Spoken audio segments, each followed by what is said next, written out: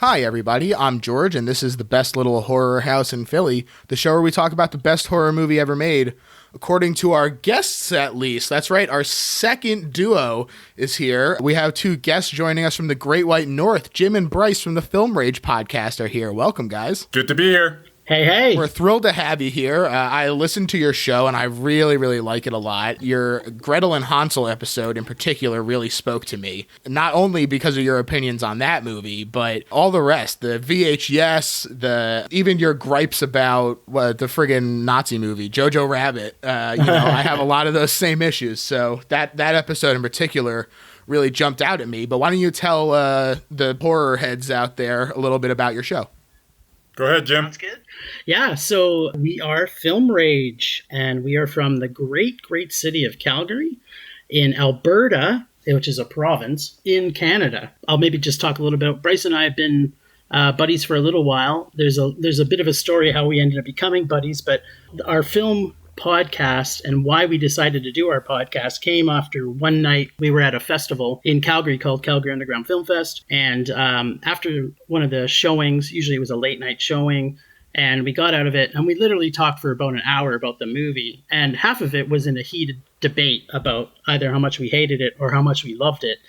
And we were with a bunch of friends and they went, this is funny as fuck. You two should actually talk about this and tell other people. So that's kind of how we started our podcast, and we've been loving the rage ever since. There you go. You went out and did it. Yeah, that's what we're doing. Bryce, you got to add any more to that, or? No, that's about some of it. Yep, that's how it started.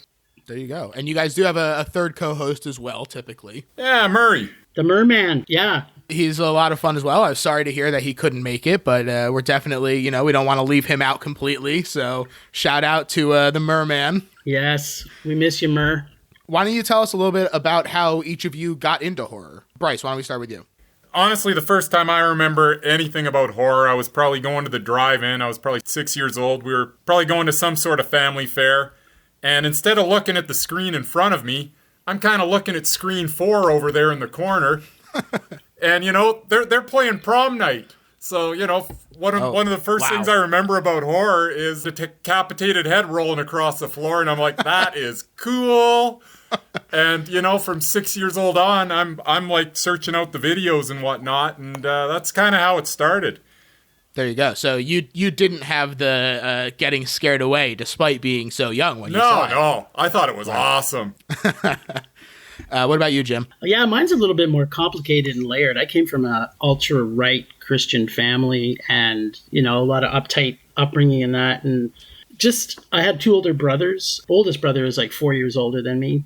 So he always was, 4 years older, was into stuff that I wasn't. And, I went and saw Jaws when it came out in the drive-in. That kind of gives you an idea of how old I was. Probably an amazing experience, though. It was amazing. And what was funny about it is seeing that in the drive-in, it didn't really scare me, but I was enthralled by it. But when I went and saw Jaws 2, a few years later on that, and I slept overnight at my friend's house that night, I was terrified. And now looking back, watching Jaws 2, I'm like, how could I have been scared of this? I don't know. So from that moment on, you were hooked? Yeah, I was hooked. I've been hooked ever since. But I'll tell you one quick story about my passion for zombies. So for me, the genre that I enjoy the most is zombies. And this film, obviously we'll talk about it later, but this was a collaborative decision from Film Rage. We actually had great debate about what our favorite collective movie was. And this is the one that came out for us, was Let the Right One In. So my favorite genre for horror is zombies. And not getting to see Dawn of the Dead when it first came out, but actually reading the book made me even more enthralled with the movie until I finally got to see it.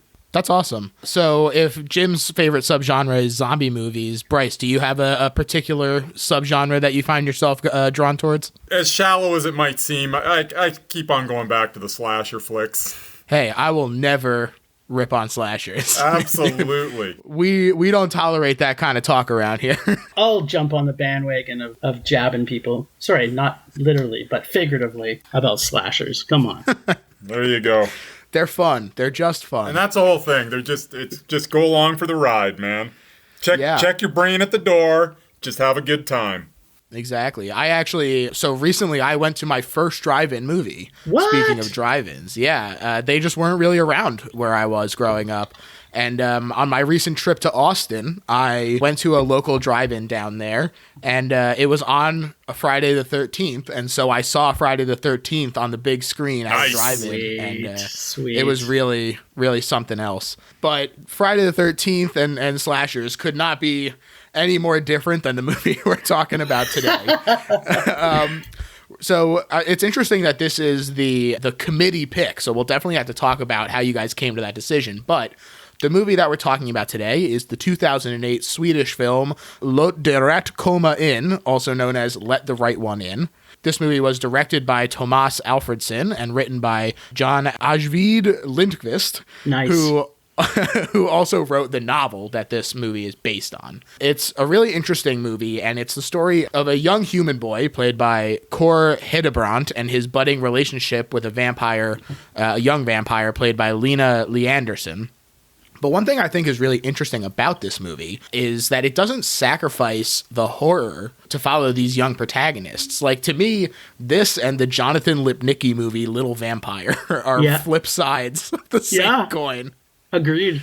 And so before we get into this movie and the interesting ways that it subverts and honors in different measures, like classic lore, I'm curious what you guys think of more traditional vampire stories. I prefer the more traditional vampire stories, and I think this one definitely kind of takes a lot from the traditional vampire lore. It ignores some things, but it really drives home other stuff. That's part of the reason I liked it. It's not a campy version at all. It really does treat vampires seriously, which you don't get a lot. And it takes them deadly serious. So that's the reason I just love this movie. Yeah, I think that because of the sort of seductive aspect of vampires, they usually have some sort of hypnotism. They're usually wealthy and stuff. There's a certain element of over-the-topness to a lot of vampire stories. Yeah. And so something like this, and even some of the other sort of subversion movies, like A Girl Walks Home Alone at Night, the 2014 Anna Lily Amanpour movie, they honor these movies in a way that they still have a lot of the DNA of these traditional movies, but still they ground it in a way that makes it feel a lot more modern, even if it's not like, they're not grounded in a like, oh, we're super dark and gritty and where are the other drugs going, Rachel?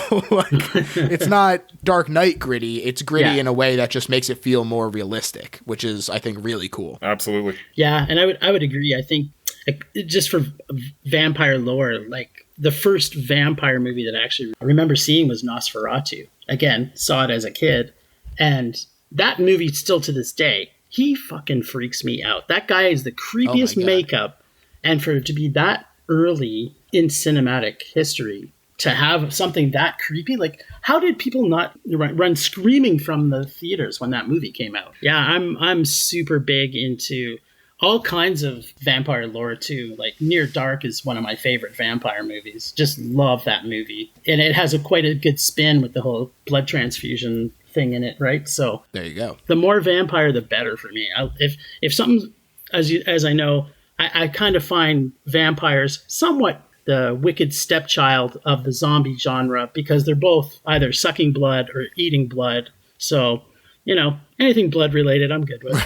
So, like I said, this movie is based on a book, and based about what I read about the changes from book to movie, they all sound pretty positive in terms of palatability for general audiences. Mostly the changes were in regard to Hakan's unsavory relationship with Ellie, and Oscar's delinquency being much more intense. So they had to condense it, obviously, and I think that they did a really good job of, I feel like typically with a movie that's adapted from a novel, you can usually still tell, like, it feels like a book put to screen. Yeah. And they do a good job of avoiding some of those pitfalls, especially considering that the author wrote the screenplay. I mean, sometimes I can get a little precious with their source material. Yeah, I would agree. I think one of the things I found really cool about this, because although I haven't read the book, it's on my list to read, but also the sequel to it, which is also carries on their story. And I love that when you fall in love with characters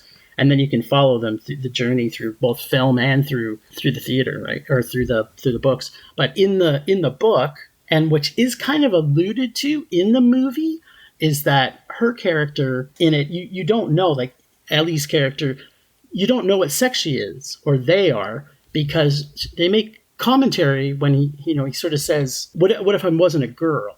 If it was not a girl, which has double meaning in it, right? Because they're a vampire, so they're not really have a sex, but also the fact that in the book it's written in that it was a boy that was castrated, so genital mutilation. So there's just so many layers in this movie, even that as you peel it back, it's amazing. Absolutely. And like you said, this movie is very impressive the way it does capture that in work. You know, it has a lot of these sort of layers to it, but the look of the movie is really incredible as well, which is, it feels shocking because this movie only cost $4 million to make, which is really low. But when you really think about it, it's relatively understandable. Not a lot of production really went into this movie. It's a lot of exteriors and just shitty apartments and stuff. Yeah. Plus, for sound mixing, I can always appreciate when they go old school and they use sort of these down and dirty tricks. They used biting into sausages. Yeah. That's awesome. And drinking yogurt to sound like drinking blood. And, all of these little very classic sort of, oh, you stick your hand into the noodles and it's actually brains. Very old school haunted house, which I can always get behind. Yes. What's nice to see, I'm always happy to report in this show when a movie is actually regarded well on release, which is great. That's not always the case. But this movie was actually voted Movie of the Year by Empire Magazine, which is relatively prestigious. Yeah. It was actually the first time that a foreign language movie had topped their list since City of God in 2003. So 5 years is nothing to sneeze at. Just making sure that movies like this actually get to see the light of day is something that's really important. And there was a little bit of controversy with it at the Oscars in terms of its eligibility year. And it's something like this where when people talk about how the Oscars don't matter, it's like a nice thing to think, and it helps you feel better about the movies that don't get nominated and stuff. But in terms of bringing attention to movies and putting the spotlight on things that might otherwise not get seen, you simply can't deny the impact that the Oscars have. So, the fact that it was able to still become a success without making it to that stage is something that I think is really impressive, and I'm thankful for. It was well reviewed across the board by everybody. And a little aside here, it actually won Best International Feature here in Calgary at the 2008 Calgary International Film Festival. So ahead of the curve. Yeah. Yep. Well, and that, Bryce and I are big film festival people. So although we do talk a lot about mainstream cinema, we rage on our podcast all the time about how great film just needs to be seen. The fact that Parasite is getting all this buzz, both of us are super pumped about the fact that this has hope for some future films. Like some of our favorite film comes from Korea because of their their level of horror. Like Train to Busan's just an amazing one. Great episode of yours, by the way, George. Seeing films like this, people don't think, when I was growing up, Swedish films were not known to be horror. They were known to be late night Friday night movies. Just the fact that these movies are able to get a little more attention is something that I think we should all be grateful for. And the fact that festivals are popping up in cities all over the world. I mean, I got to go to the Philadelphia Film Festival last year for the first time, had an absolute ball. So definitely I support people supporting their local film fests. As far as this movie, there's a really cool opening credits that kind of takes me by surprise because it starts off very plain, just this white text in the left third of the black screen. And slowly, the snowstorm starts to pick up on the other 2/3. And the spectacular score starts to kick in as the movie actually starts. And this opening credits really exemplifies a lot of what's great about this movie. Even just the shot composition of really utilizing that rule of thirds. It's very basic, but a lot of people ignore it, and it's very satisfying. Yes. And the soundtrack is amazing. amazing. So, like I said, this movie follows a young boy. His name is Oscar. He's a little 12-year-old. He lives with his mother, Yvonne, in the western Stockholm suburb of Blackeberg, and it's early 1980s. First of all, it's clear from minute one that this kid is a fucking weirdo. Yeah. I love this kid. He's a little creepy. So creepy. His voice is just very whiny from, like, while he's sitting in his classroom, and he's talking about how he knows how cops know someone died before a cover-up fire, and it's like, all right, so he's into this morbid sort of stuff where we get an idea of who this character is right away. Bryce can definitely identify with it, because obviously you've heard his story about the head roll. Mm-hmm. I mean... that kid was me! If he was a creepy ginger. Whatever, I'm not ginger. But you're soulless like a ginger. Yeah, maybe. Like I said, in the intro, there's some great shot composition, but that definitely extends into this introduction. There's a great shot of Oscar leaning up against his locker after being bullied, and he's the only thing in focus. There's one where we get a cool shot of the brutalist architecture of the apartment building, starkly brown against the white snow. And I feel like when you shoot things in the snow, it's very easy to make things look cool and creepy. Yeah. But I think he does it like the director. Tomas does it so well. Bryce and I have debated one of his more recent films. Was it Snowman? Mm-hmm. The Snowman. Yeah. Total garbage. Hide all the hints, Mr. Policeman. See, I liked it. He hated it. But I thought it was so bad. He's visually, he has a grasp. Like, you can't get anything more beautiful than shooting with snow, man. It's just the contrast. Also, I guess to add that too, did you notice through the film that there's almost a little tinge of red everywhere through the entire shot? Yeah, I did. It's really cool. A lot of it is in the foods or in his jacket is bright red. Definitely supposed to kind of conjure up that image of the blood that is so integral to any good vampire story. A very cool color choice. It reminds me a lot of the way that M. Night Shyamalan uses color in his movies, where it'll not always be quite as in your face as someone's article of clothing, but it does pop up a lot in almost every scene.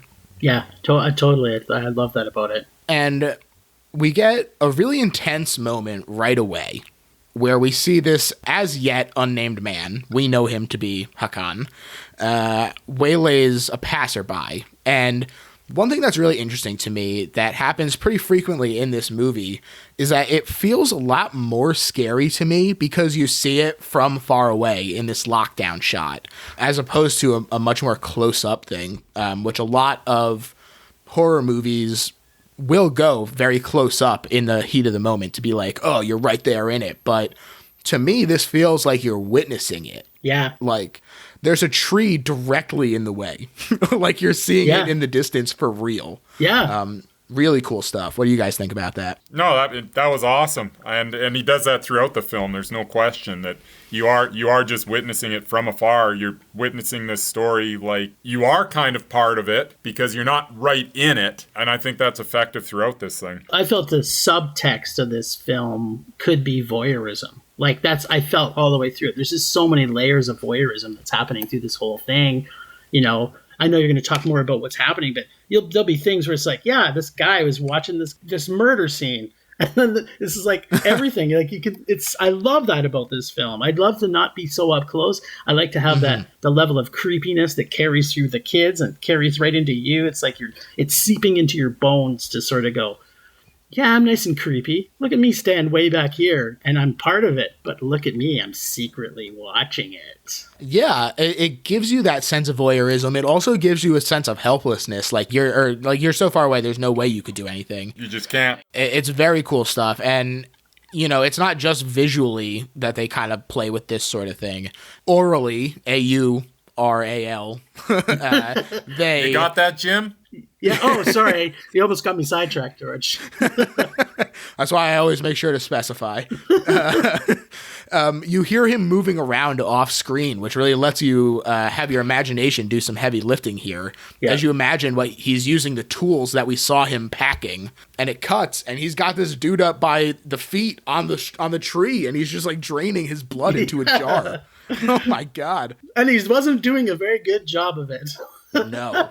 No, Definitely poor not. Hakan, he kind of fails at his job a lot in this movie. Yes, he does. I think that's intentional. We can talk about that later. Unless you want to talk about it now. He's very inept. And I almost think it's intentional, but we can Yeah. talk more about that later. It is interesting. I definitely think it'll come up more as we start to talk about his role in this movie, but he certainly manages to get this kid killed at the very least. And Yes. the sound is also really unsettling here. Like I said, the sound design in this is really good. And he's interrupted by a big old poodle walking up. A nice white poodle, I might add. Yes, definitely. And it's being chased by its owner. So he has to like waddle off in the snow without the blood he was collecting. And boy, when this dog just goes like right in for the bloody snow, the face of the dog walker was very relatable. Yeah, pure joy on that dog's face. And pure disgust on the walker's face. Earlier, we saw Oscar getting bullied in this that scene I mentioned earlier, where he's up against the locker, and this is apparently a pretty regular thing. And so he spends his evenings imagining revenge with his like handy dandy knife there by stabbing a tree. Yeah. Yes. And he's practicing his threats and stuff. It really gives me the heebie-jeebies, this kid. He's got... Piggy. Yeah.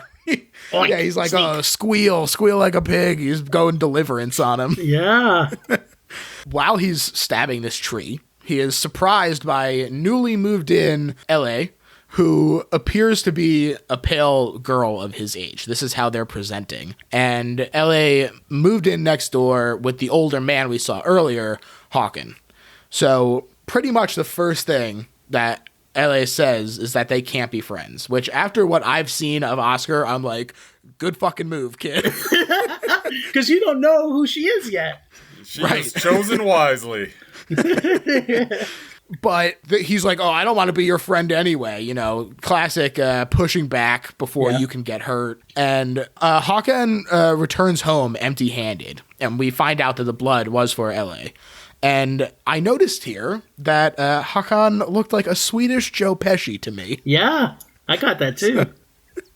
So just something that stuck out. And one thing that I also noticed here, and I know that you guys talk about the actual script and stuff a lot on your show, not just the way that the movie is performed. And I gotta say, I think that the script is really funny in this movie, but it pops up in unexpected places. This particular moment when Oscar is talking to his mom, and she says to come straight home, and he complains about it. Oh, it's all the way in Vallingby. And she's like, someone who can kill a kid can certainly take the subway 2 stops or walk a mile.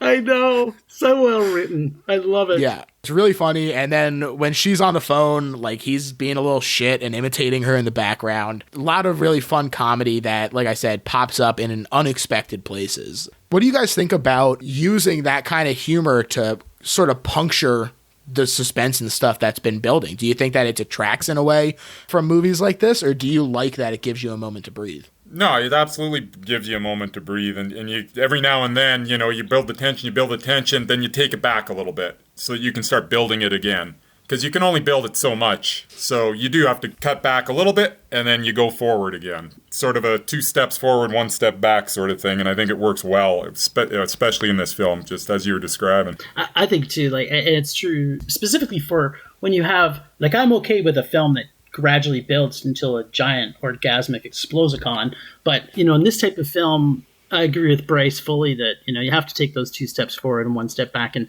I just love it with the fact that it gives a real human element to it, because as much as this little creepy fuck is, like, you can see this is a serial killer in the making, like she's gonna, if she doesn't do it, he's gonna learn how to do it himself.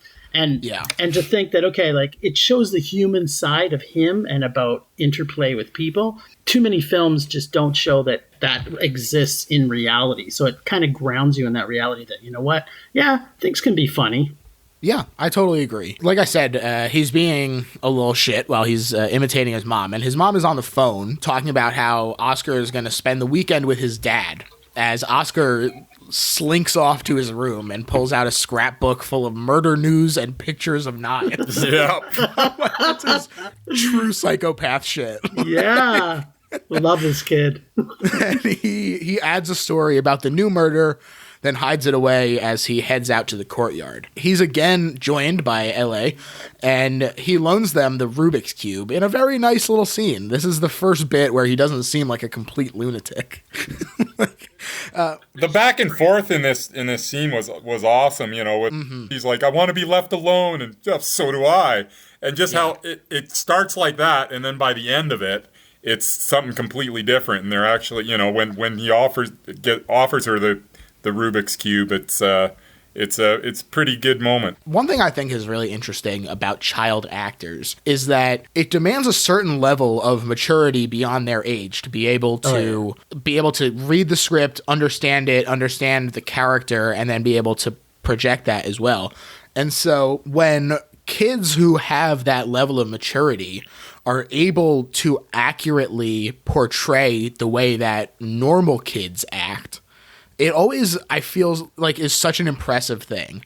Because if you're not a good child actor, you're fucking terrible. Oh, yeah. There's no in between. There's no in between. There is none. And there's too many kids that just cannot act, and they just keep forcing these kids to act. It's sad. It is sad. And the actor playing LA does a great job, very realistic to how kids act when they want to see what Oscar is doing, but they were recently sulking, and so they're like kind of trying to look over the shoulder, and when they're like, oh, I was here first, like they're arguing back and forth, bickering about who should be the one to leave. Yeah. Very realistic kid stuff. So definitely shout out to these two actors. Great actors, yeah. Actually, this is where I would love to talk about the fact that you talked earlier about vampires and the romance that vampires have carried, obviously, except for Nosferatu, because who would want to get with that dude? his little two fangly teeth in the front.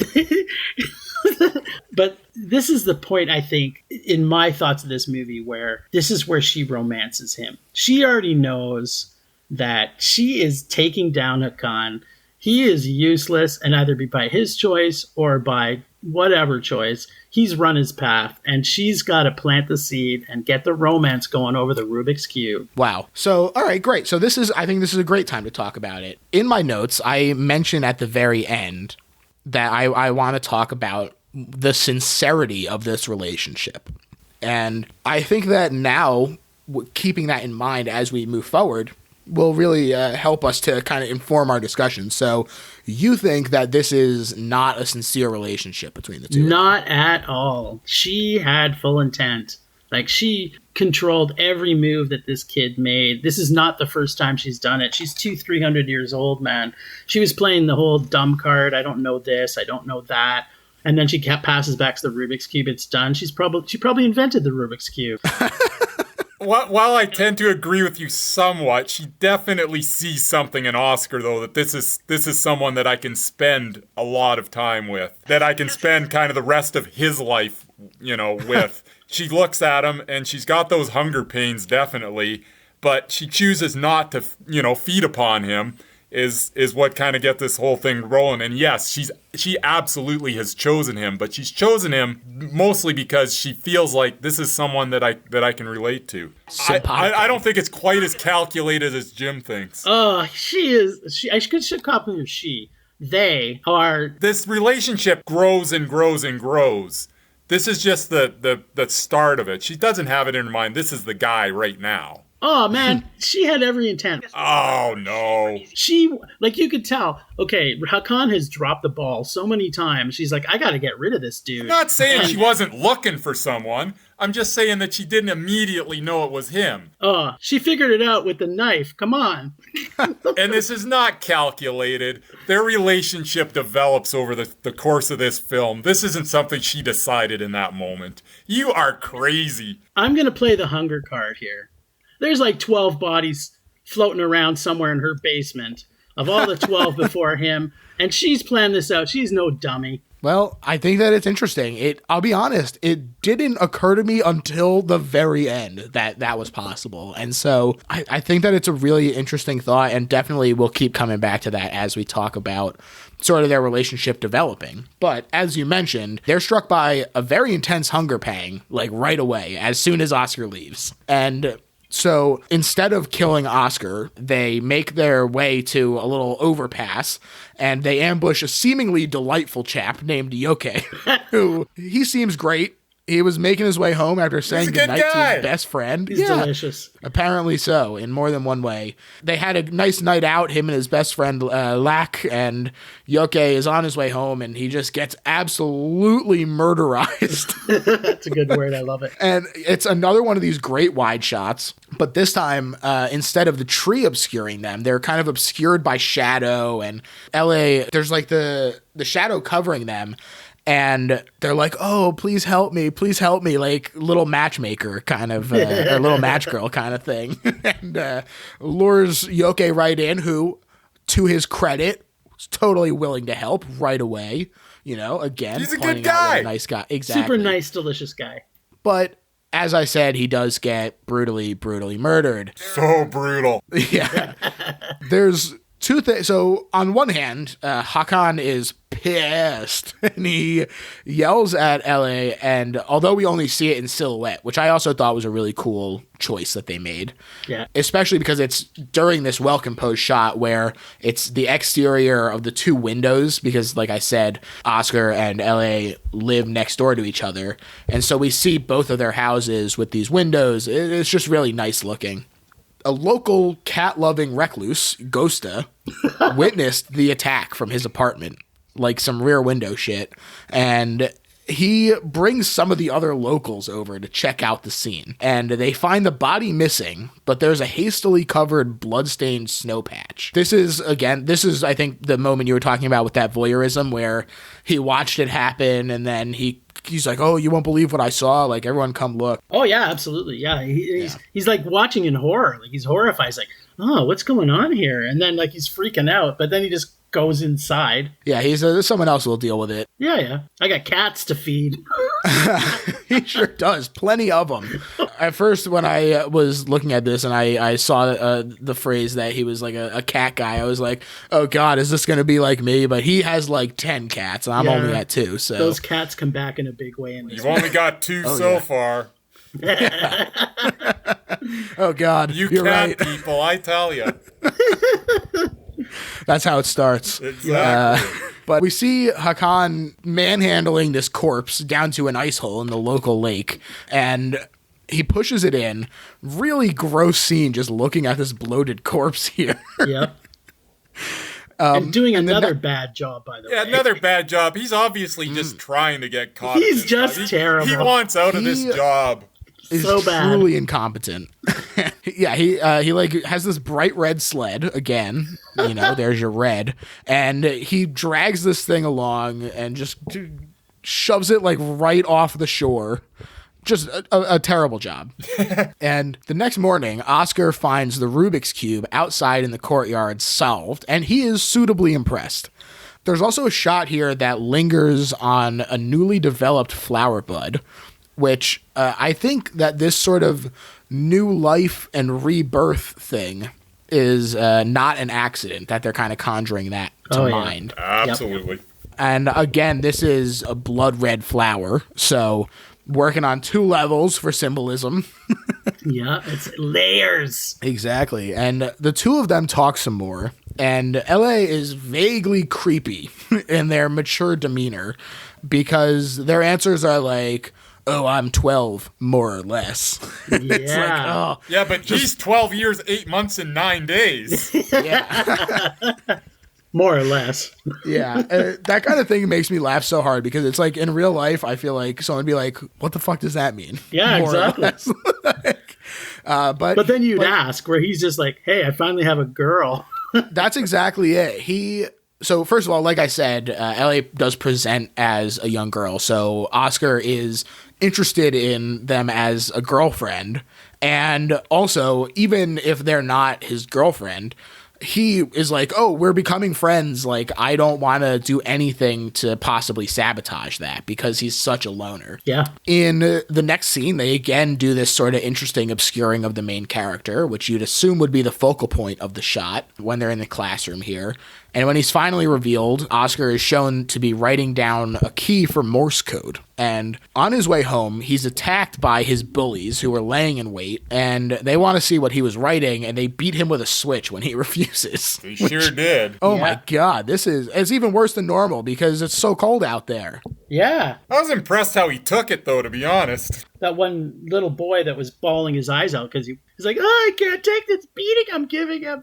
And Oscar's taking it like a man. He's like, bring it on, bitch. Even when he took that last shot to the face, he just stood there stone-faced, man. Yeah, like a true serial killer in the making.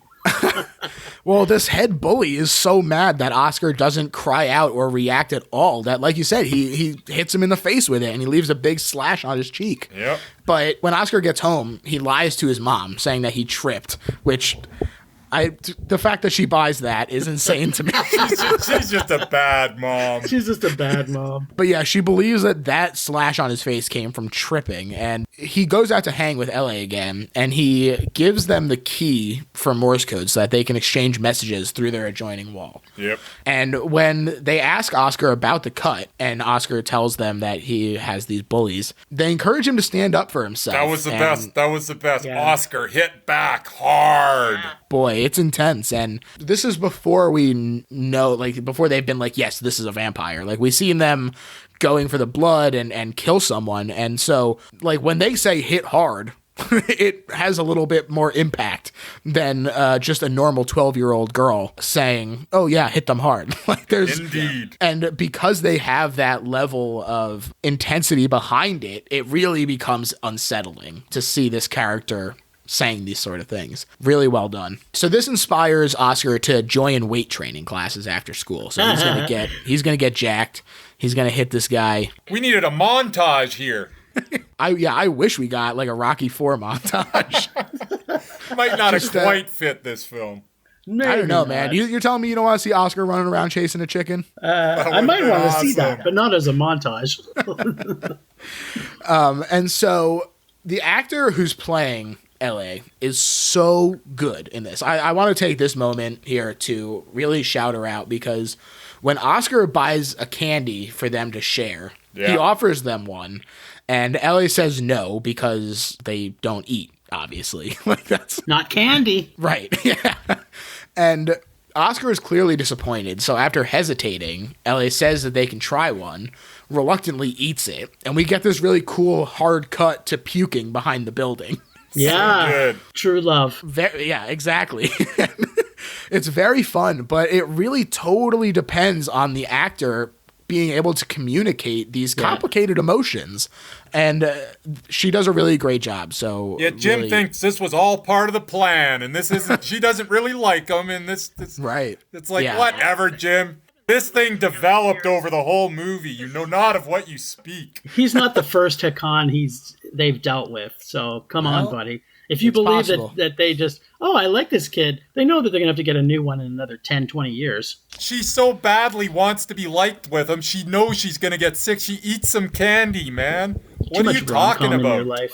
Too much rom-com. Yeah, it does seem like a lot to do for the con, but who knows? This is the beauty of this sort of nebulous relationship, is that it definitely leads to a lot of controversial and interesting discussion. I love that they don't explicitly tell you one way or the other. That choice is what helps to make a movie have legs.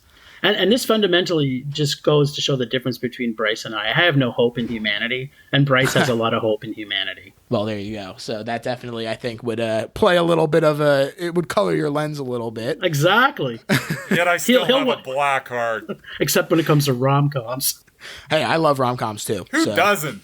I don't. They're gross. Just like obviously you two are. If it's done well. Yeah. I don't Talking know. Notting Hill? Come on, son. That's the best. Notting Hill's awesome. I'm sorry, Julia Roberts in any movie? Sign me out. Wow. Harsh words against Miss Julia Roberts, but... Don't get me started. That could be a whole episode. Well, we get this great scene between the two kids, and Oscar, as we were promised, goes away to spend the weekend with his dad. He's having a grand old time, and Hakan asks L.A. not to see Oscar anymore. So let's talk about Hakan here, because he's such an interesting character to me, not only because of this level of incompetence that he shows, But also, it's sort of an interesting subversion of a typical Renfield relationship, I feel like. Where more often they're kind of this sniveling, like worm, weak character. And at least on the surface of this relationship, an adult man is much more powerful than a 12-year-old little girl. So really interesting kind of way that they develop that Renfield relationship while still keeping it fresh.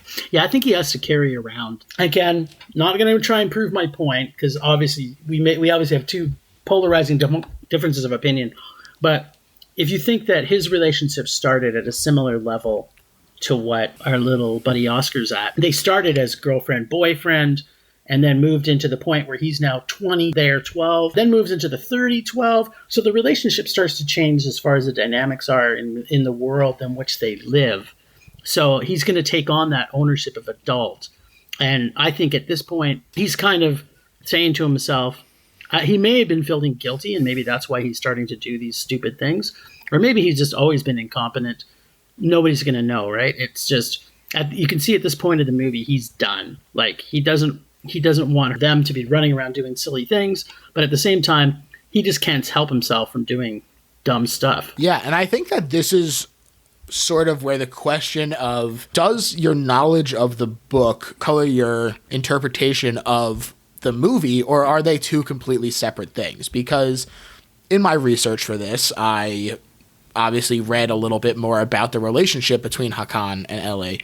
And so the relationship that I got just from watching the screen is different than the relationship that they had with each other in the book. And I interpreted it much more closely to yours, where I felt like he had started probably very young and that he had aged into this at this point. And I'm reluctant to spoil the book for you because you said that it's already on your list. So I'll just say that that's not necessarily the case in the book version. Yeah. So it's very interesting to see the way that this character evolves and how your different levels of exposure to the source material and stuff can definitely play with that relationship. It's a very interesting character. Yeah. But true to form, he makes another well-prepared but incompetently executed effort to obtain blood for Rätte. And he traps... Oh, Hakan. Yeah, this guy really... needs to die. It's about time. And he traps this teenage boy in a changing room after school. But the boy's friends are waiting for him to emerge. Like, this guy does no, like, staking out his victims. It's like... Right? He's just like, oh, this guy is by himself at this immediate second. But like, these kids are literally not even 5 seconds away. They go to see what's holding him up. And so before he's discovered, Hakan pours hydrochloric acid onto his own face to prevent the authorities from identifying him. And this is a really intense scene as he's contemplating it. Man. Yeah, love it. I love it. They could have done a bit more melting, in my opinion, but you get to see the after effects later, which is so rewarding. Yeah, I really like the way that you're like, oh, come on, show us. They let you wait for it a little bit. Thanks to the news, Rätte learns that Hakan has been taken to the hospital, and I almost fell over laughing when you see her hustling up the side of the goddamn building. Yeah. It's great. It's really great stuff because obviously, having been arrested, he's in a restricted room. And so when Rätte goes to see Hakan, she has to literally ascend the facade of the building. And he gets to the window and he drags his ass over with a shocking reveal of his disfigured face. Which is just like holes in it, like melting through to the skull. Boy, it's pretty gruesome stuff. Oh yeah, pretty damn sexy. It's really intense, and he opens the window, offers his neck for feeding without hesitating at all. And Rätte doesn't hesitate either, which I think lends credence to Jim's theory about sort of this lack of affection for the people that they're using this way. And maybe there was a certain amount of putting him out of his misery too, though. Maybe, but I don't know. There was no hesitation. He realizes he had made his choice. Yeah. And so she's just finishing it off. Sure, all right. And she's got to eat. Yeah, but she didn't need to throw him out of the fucking building. Well, That was just for our joy. Come on. yeah, I think that one's on him, to be honest. he leans out a little too hard.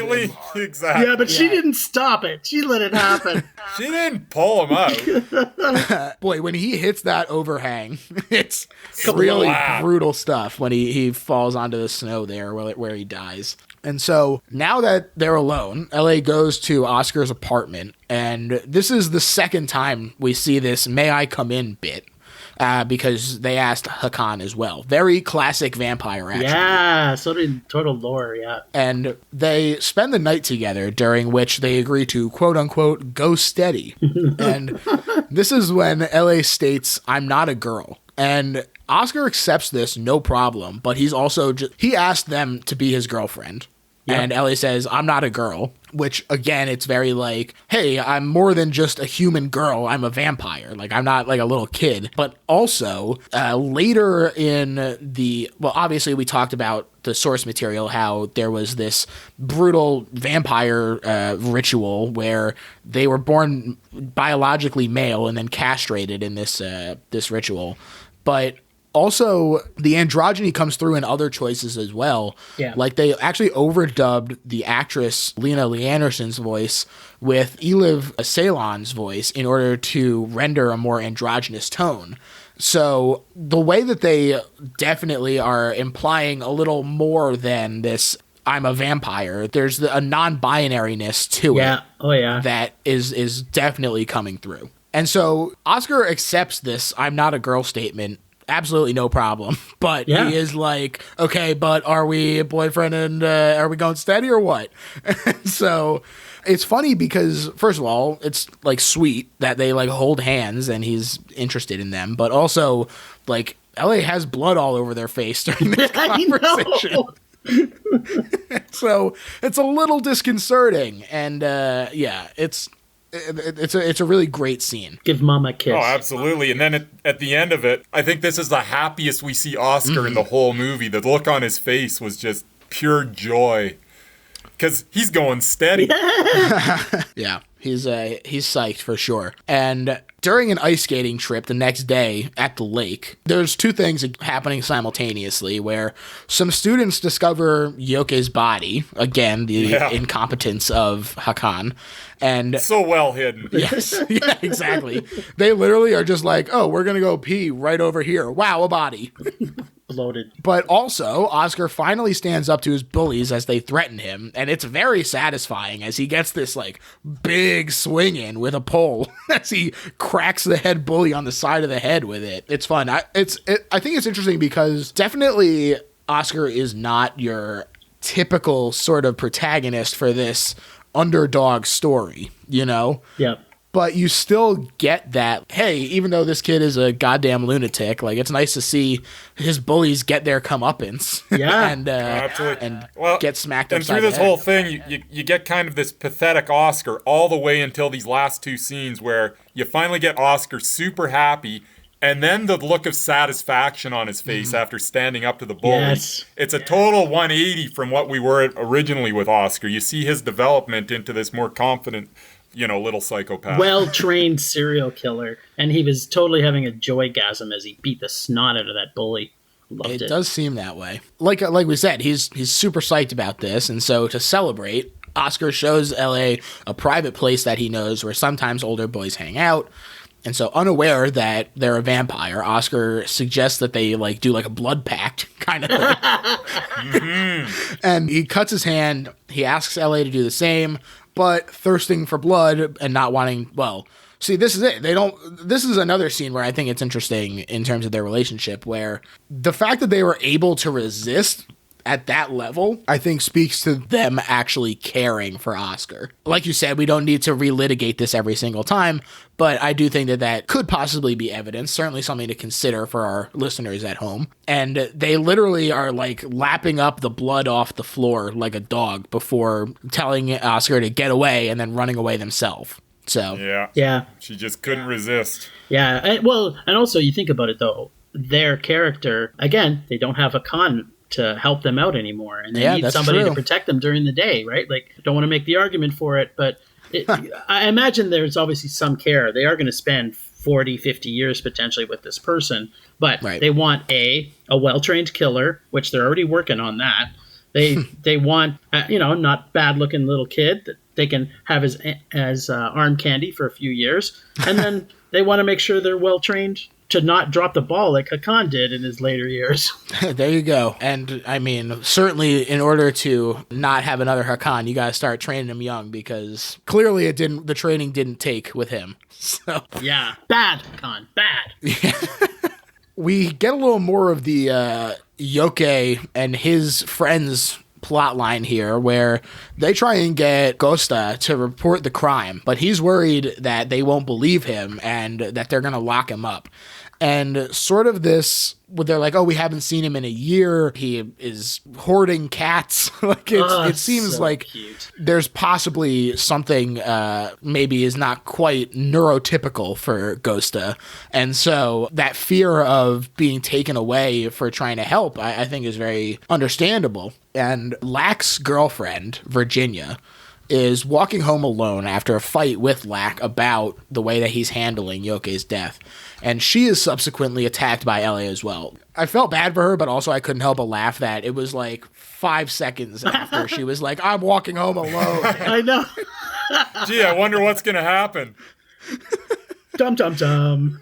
Yeah. Lack interrupts this attack because thankfully it happened 5 seconds after. But I know. Wait, what's going on over there? Man. and Look, a dog. LA runs off again. Again with a face full of blood. And Virginia manages to survive, but she discovers that she's become painfully sensitive to sunlight as her hand starts to burn from the morning light, and she's also tempted by the smell of her own blood. Oh, she loves the smell of that blood on her Loves bandage. it. Yeah, that was gross, where it was like, ugh, her own blood? That, for some reason, that feels grosser to me. But the best scene in the movie is coming up. As a cat lover, you got to bring that. Definitely. I do just want to say that I think that it's a really interesting way that they show some of the vampiric vulnerabilities without having to use LA here. Yeah. Yep. I think that that's a really cool choice to be like, oh, this is what they're avoiding. So that I just thought was neat. But yes, Virginia returns to Yoke's murder spot looking for blood. Doesn't find any, so she looks up at Gosta's apartment, and she is like, I'm gonna eat that guy. He looks delicious. Unfortunately for her, her boyfriend is there, and so her plan is foiled. And we've seen before that these cats are upset by vampires and the scent of vampires, and when she comes into this apartment, they're freaking out, and she just gets mauled by these cats. Oh my god, I loved it. It's great. It's a really funny scene, and also really good to know that I'm protected as far as vampires are concerned. Yeah, at least by a couple of cats. You might need 10 more to make it really worthwhile. Yeah, when I go to the animal shelter and they ask me why I'm interested in adopting some more cats, I'll tell them, oh, vampire protection. They'll get it. Yeah. They'll be like, oh, let the right one in. Yes. Makes the sense best now. horror movie ever made. But so now at this point, Oscar, it finally dawns on him. So he confronts LA, who admits to being a vampire. They also apparently have like a magic egg that makes gold rings. Yes. I really laughed when the yardstick for purchasing power was a whole nuclear power plant. They're like, yeah, if you wanted to, you could buy a whole power plant. I'm like, okay. Thank God I've been dying to get one for myself. Well, in the 80s, it was a big thing, right? That's true. But who has any concept of how much money it takes to buy a power plant? Apparently a 300-year-old vampire. Yeah, but like if I told that, even in the 80s, if I was Oscar and someone told me that, I'd be like, cool, that means nothing. Are you talking nuclear or coal? Because there's a big difference there. Yeah, exactly. Yeah, but it works out. They have money. Oscar is freaked out and he leaves. Meanwhile, in the hospital, as far as Virginia is concerned, this all adds up to one thing. She's a gall-darn vampire. She's a gall-darn vampire. And she understands what this means for her, which I think is really interesting. Yeah. And chooses to sacrifice herself. She asks an orderly to open the blinds in her room, and the sunlight streams in, and she just explodes into flames. Love it. Literally shocked me. Yeah, it was a beautiful scene. It reminded me of Farrah Fawcett in The Burning Bed. It was beautiful. It's hitting the ceiling and like splitting off into the sides. And obviously it's in this very cold country. There's a lot of exteriors. So there's not a lot of warm colors except for the red that's put into all the scenes. And so to get this scene that's really focused on not only warm colors but actual fire is a big shift that I really like. As do I. And another shocking scene happens right away. This is really where things are starting to ramp up. LA goes to see Oscar, and they test what happens if you come in without an invitation. Yes. Yeah. Actually, that's one of the things I loved about this movie, too, though, right? Like, we know it carries the lore with it, but they didn't have to do anything really stupid and assume the audience is an idiot when they're watching this. And just so, okay, well, I'll prove it. This is what happens. Yeah, it's crazy. LA just starts shaking and, like, leaking blood out of their pores. Every orifice. Not even just orifices, like on their shoulder. Yeah. Yeah. Coming out of the pores. Yeah, it's upsetting, to say the least. And I think it's really interesting that LA, they never clean the blood off their face, really. Wow. And so in this particular instance, but previously it's been like a little blood around their mouth, but here they're streaked with blood all over them. It's intense. It's really intense. All down her face and covering her eyes and everywhere. Yeah, and Oscar is upset by LA's need to kill people for survival, but obviously he cares about them. And LA reminds him of the first words that they heard him say about this, like squeal pig and fantasizing about murdering his bullies. And so they say that their bloodthirsty natures are pretty much the same. Oscar wants to kill, LA needs to kill, and they encourage Oscar to be me for a little while. Yes. And pretty fucking eerie to have this blood-soaked kid urging him to kill. Lack, meanwhile, who has lost both his best friend and his girlfriend to the attacks. Yeah, he's having a rough couple of days. Yeah, right? He was so happy-go-lucky in that first scene, and then... Wasn't he, though? Oh, man, did that turn. Yeah. That's what happens when you get a lot of booze in your system. As a northern country, we can relate to that. Yeah, that was it. It's it's a depressant. It is. It's also depressing in the winters here. So True that. So he's in a bad spot, needless to say, and he does manage to track LA down to the closed off apartment thanks to a note. And he breaks in, discovers LA asleep in the bathtub, and gets ready to kill them by opening. First, they have like a needle with something in it, but he decides to instead open up the curtains and let the sun do it the way that his girlfriend died.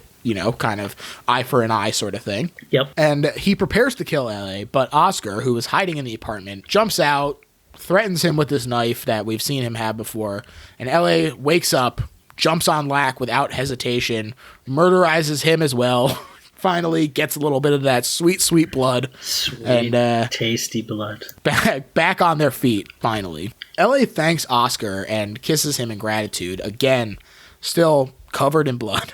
Yes, it was a bloody kiss. It sure was. And upstairs, the neighbor is hitting their ceiling because it's making a lot of noise from this giant fight.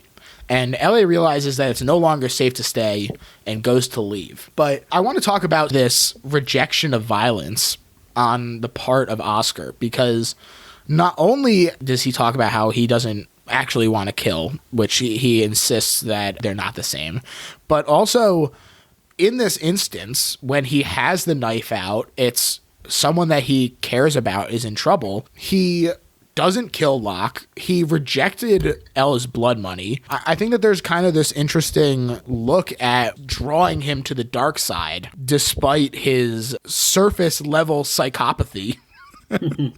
That maybe deep down he doesn't actually want to be a killer, and so kind of luring him over is again sort of that vampire seductiveness that I think is a really interesting part of the lore. Absolutely. Well, in that last scene too, you even see Oscar to the point where he actually turns away when she's doing her thing. Right.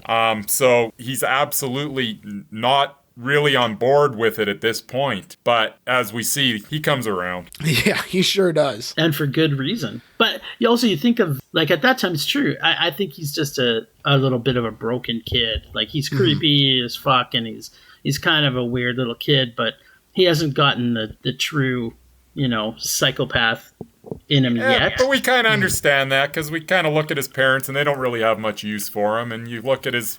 what's happening. His dad's an alcoholic. His mom is working frequently. He's getting bullied. You certainly can understand why he might be a little misanthropic. Yeah, and that's why we're actually a little sympathetic to him. If you didn't know all these other things, you'd just say, "Wow, creepy little kid." But there's reasons. Yeah, and there's a little bit of subjectiveness in the dad's relationship with Oscar too. It's not very predominant in it, but not to necessarily point it out as it's so overt, but because we have so much ambiguity in their character, at the same time you kind of get introduced to the dad that he could potentially be gay, but they doesn't come out and say it, because there's the scene at the dad's house where the friend comes over. Right. Yeah, I thought I also took it as him being gay, and that was part of the separation. Apparently, according to the author, he said that he likes that ambiguity. He thinks it's fine, but that he was surprised that outside of Sweden that people did interpret it that way relatively frequently, because he said that it was really more supposed to be about his alcoholism, and that, he had a friend over, and so this was an excuse for him to start drinking again, and when he drinks, he ignores Oscar. But definitely, I felt like there might have been something to that. Yeah, agreed. The next morning, Oscar gets a phone call from the bullies, and they lure Oscar out. They say, the after-school weightlifting program is back in session. And poor naive Oscar. Poor Oscar. Yeah. But the guy is there. Like, the teacher is there, so it wasn't really a lie.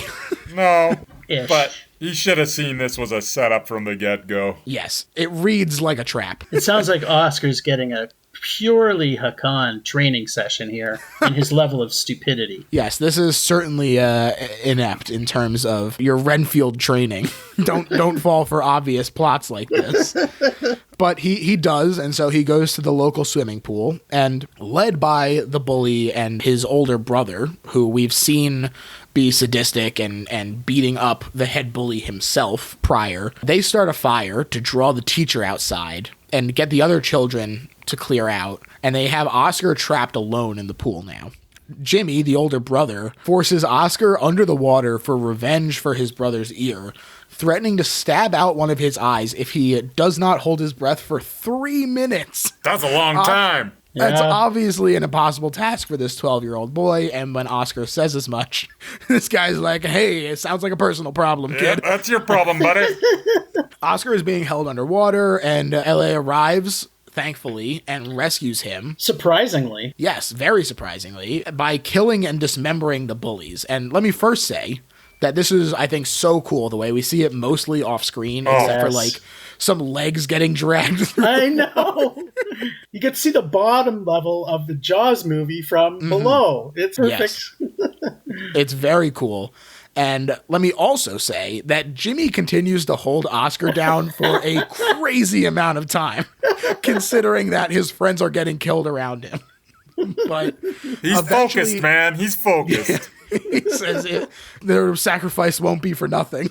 And eventually his arm does indeed float down, having been removed from his body. Yes. The only one who survives is the one who went off to go cry about it on the bench. Yep. He is the one that when all this is going down, he booked it to the side, sat there with his head in his hands, and really wasn't even looking.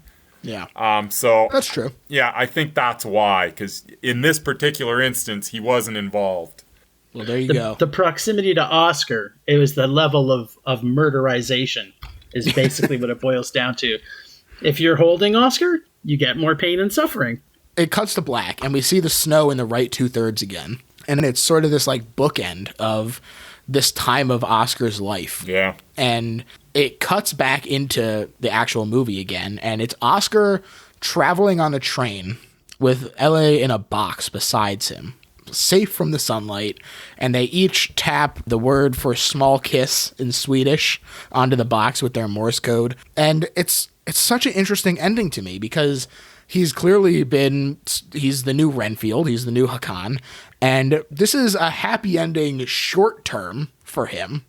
But if you expand the scope of the lens, this is a hell of a life for Oscar, because either he serves till he dies, or he becomes a child vampire himself, or he gets murderized. Those are the three options here.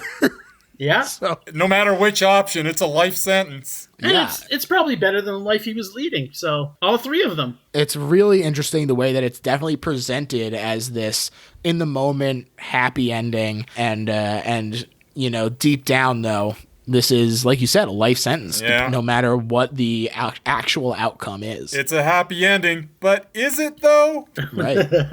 I think for Oscar it is. I think all of his other options corrupted, are though. He's not perfectly happy with his mom. He's not perfectly happy with his dad. He wasn't perfectly happy getting bullied every day. And that's a 12-year-old too. I mean, he's only going to see what's happening in the moment. He's not thinking 20 years down the road. No, True. Exactly. And he's got enough money to buy a power plant. Well, there you go. That's true. And at the end of the day, isn't that really all we need to be happy? Yes. Wish I had enough money to buy a power plant. I just wish I had a power plant. But now that we've sort of broken down the plot, talked about what makes this movie so good, guys, it's time for us to talk about why this is the best horror movie ever made and kind of sum up our thoughts. So, Jim, why don't you start us off? So one of the things about my love of horror films, because I'm now at a point in the number of horror films I've seen, there's not very many movies that scare me. I'm not getting scared and not losing sleep over horror movies. Seeing this movie in the genre that it is in the vampire, to me, what makes a great horror movie and what makes this one so fantastic is I had no clue what was going to happen through this whole movie, the style that this director brings, and just the whole layer of, it has sort of all the things in it that I use an expression on our podcast where there's things that I have preconceived in my mind that make things an 11. So number one is vampires. Just like zombies, they come in at 11 out of 10. Creepy kid shows, 11 out of 10. A training course for a serial killer and ambiguous vampire, that's 12. It pushes all the right buttons. You know, again, I mentioned that this is a collective as Film Rage for all of us combined together. So I'll let Bryce talk about what his thoughts are, but I can also maybe submit Murray's after too. Oh, you've got Murray's thoughts? I have a little bit of his thoughts, yep. Excellent. Cool. All the things you said, Jim. I'm just a fan of, watching a film that's just beautiful to watch. I could actually watch this film with no sound, even though the sound was tremendous. And just the atmosphere of the whole thing. It was a bit of a slow burn throughout the whole thing as well, and it did take turns that you didn't know it was going to take. It is one of those endings, too, that is on the surface so satisfying, but then when you start thinking about it, as we discussed, there's so many ways that this could go. And was this a happy ending? I don't think it really was, and that's why I kind of liked it, too. I kind of like a bummer ending, and in my opinion, it was kind of a bummer of an ending. Yeah. So, as I say, all the things Jim said, and but most of them all, I just like the atmosphere of this film, and it was so tremendously written that it's absolutely, while this was a consensus, I believe this actually was probably, it's a hard thing to say this is your favorite horror movie ever, but geez, I think it is. I think it's my favorite horror movie ever. There we go. And let's hear Murray's too. He's a little bit more mainstream than Bryce and I, but Murray's favorite horror genre of all time is vampires. So he has a similar sort of rating system in regards to, if it's a vampire movie, he'll see it. If it's any other horror movie, it's like, meh, I'm not as interested. So, he's got more into horror by hanging out with Bryce and I more. But, for him, we had to come up with a list between the three of us. And so Bryce and I have such a deep breadth of fandom for the horror genre, but Murray doesn't. So we basically put to Murray, make a list of 20 horror movies that you like. And this was a movie that all three of us had seen, not all together, but we'd all seen it at the film festival because we were all big participants of it. And it was at the top of his list. So he knows the movies that I like, and he also knows the movies that Bryce likes. So it was easy for him to sort of say, vampire, tick the box. These guys are going to like it. It's an art house type of film. Sign me up. There you go. I agree with everything you guys have said. To me, this is the best horror movie ever made because I think that it is such a prime example of how to handle modernization of these classic monsters in a way that does honor to them while still brings it into the modern world. I think they do a really spectacular job, not only with the performances and the production of the movie in terms of the actual music and the sound design, but just the fact that it is able to explore a, I don't want to say tired, but something that has so many tropes written into it because vampires have been around for so long. Being able to do something that is shocking and takes you by surprise when it comes to a movie like this is not something that's easy to do. And I think that they do it with aplomb in this movie. I think that the acting, like I said, is really spectacular. And Lena Lee Anderson in particular, I think does a really spectacular job, even though it's not her voice. I still, I think that they do a really great job with it. And so all of this stuff, plus the fact, like you said, it just absolutely looks beautiful. That to me makes this the best horror movie ever made.